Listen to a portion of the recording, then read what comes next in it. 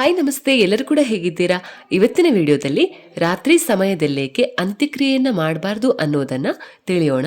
ಹಿಂದೂ ಧರ್ಮದಲ್ಲಿ ಮಾಡಲಾಗುವ ಪ್ರತಿಯೊಂದು ಆಚರಣೆಯು ಅದರದ್ದೇ ಆದ ವಿಧಿವಿಧಾನವನ್ನ ಹೊಂದಿರುತ್ತೆ. ಹಿಂದೂ ಧರ್ಮದಲ್ಲೂ ಅಂತ್ಯಕ್ರಿಯೆ ಮಾಡುವಾಗಲೂ ಅದರದ್ದೇ ಆದ ನಿಯಮಗಳನ್ನ ಪಾಲಿಸಲಾಗುತ್ತೆ.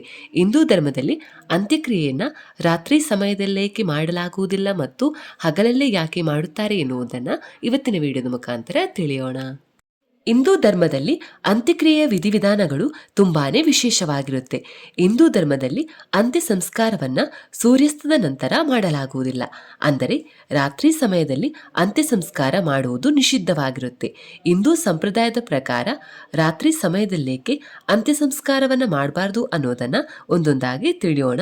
ಮೊದಲನೇದಾಗಿ ಹಿಂದೂ ಧರ್ಮದಲ್ಲಿನ ನಂಬಿಕೆಯ ಪ್ರಕಾರ ಅಂತ್ಯಕ್ರಿಯೆ ಎಂಬುದು ನೋವಿನ ಹಾಗೂ ದುಃಖದ ವಿಚಾರವಾದರೂ ಅದೊಂದು ಆ ಮರಣ ಹೊಂದಿದ ವ್ಯಕ್ತಿಯ ಆತ್ಮಕ್ಕೆ ಮೋಕ್ಷವನ್ನು ನೀಡುವ ಮಾರ್ಗದಲ್ಲಿ ಮಾಡುವ ಮೊದಲ ಕೆಲಸ.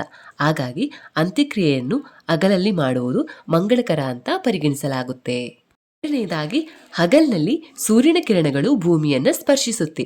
ಭೂಮಿಯಲ್ಲಿನ ಪ್ರತಿಯೊಂದು ಜೀವಿಗೂ ಜೀವಕಳೆಯನ್ನು ತುಂಬುವ ಕೆಲಸವನ್ನ ಸೂರ್ಯರಶ್ಮಿ ಮಾಡುತ್ತೆ. ಹಗಲಿನಲ್ಲಿ ಸೂರ್ಯನ ಕಿರಣಗಳು ಮರಣ ಹೊಂದಿದ ವ್ಯಕ್ತಿಯ ಆತ್ಮವನ್ನ ಮೋಕ್ಷದ ಕಡೆಗೆ ನಿರ್ದೇಶಿಸುತ್ತೆ ಎನ್ನುವಂಥದ್ದು ನಂಬಿಕೆ. ಎರಡನೇದಾಗಿ, ಹಗಲಿನಲ್ಲಿ ಸೂರ್ಯನ ಕಿರಣಗಳು ಭೂಮಿಯನ್ನ ಸ್ಪರ್ಶಿಸುತ್ತೆ.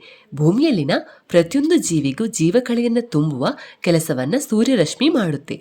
ಹಗಲಿನಲ್ಲಿ ಸೂರ್ಯನ ಕಿರಣಗಳು ಮರಣ ಹೊಂದಿದ ವ್ಯಕ್ತಿಯ ಆತ್ಮವನ್ನ ಮೋಕ್ಷದ ಕಡೆಗೆ ನಿರ್ದೇಶಿಸುತ್ತೆ ಎನ್ನುವಂಥದ್ದು ನಂಬಿಕೆ. ಎರಡನೇದಾಗಿ, ರಾತ್ರಿ ಸಮಯವನ್ನ ನಕಾರಾತ್ಮಕ ಶಕ್ತಿಗಳ ಸಂಚಾರದ ಸಮಯ ಅಂತ ಪರಿಗಣಿಸಲಾಗುತ್ತೆ.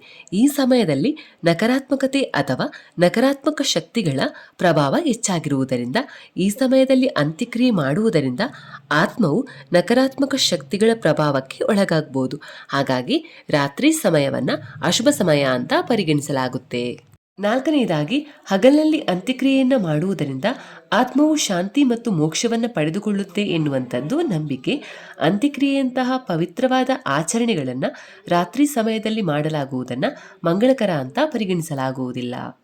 ಐದನೆಯದಾಗಿ, ಹಿಂದೂ ಧರ್ಮದಲ್ಲಿ ಅಗ್ನಿಸ್ಪರ್ಶವನ್ನ ಮಾಡುವ ಮೂಲಕ ಮರಣ ಹೊಂದಿದ ದೇಹಕ್ಕೆ ಮುಕ್ತಿಯನ್ನ ನೀಡಲಾಗುತ್ತೆ. ಇದು ಹಿಂದೂ ಧರ್ಮದಲ್ಲಿ ಮಾಡುವಂತಹ ಅಂತ್ಯಕ್ರಿಯೆಯ ಪ್ರಮುಖ ವಿಧಾನವಾಗಿದೆ.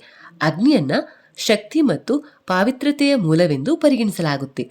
ಅಗ್ನಿಯು ಒಂದು ದೇವರ ರೂಪವಾದ್ದರಿಂದ ಇದು ಹಗಲಿನಲ್ಲಿ ಹೆಚ್ಚು ಪ್ರಭಾವ ಮತ್ತು ಶಕ್ತಿಯನ್ನ ಪಡೆದುಕೊಂಡಿರುತ್ತೆ. ಇದು ಅಂತ್ಯಕ್ರಿಯೆಯನ್ನ ಯಶಸ್ವಿಯಾಗಿ ಮಾಡಲು ಸಹಾಯ ಮಾಡುತ್ತೆ. ಹಾಗಾಗಿ ಅಂತ್ಯಕ್ರಿಯೆಯು ಹಗಲಿನ ಹೊತ್ತಲ್ಲಿ ನಡೆದರೆ ಒಳ್ಳೆಯದು.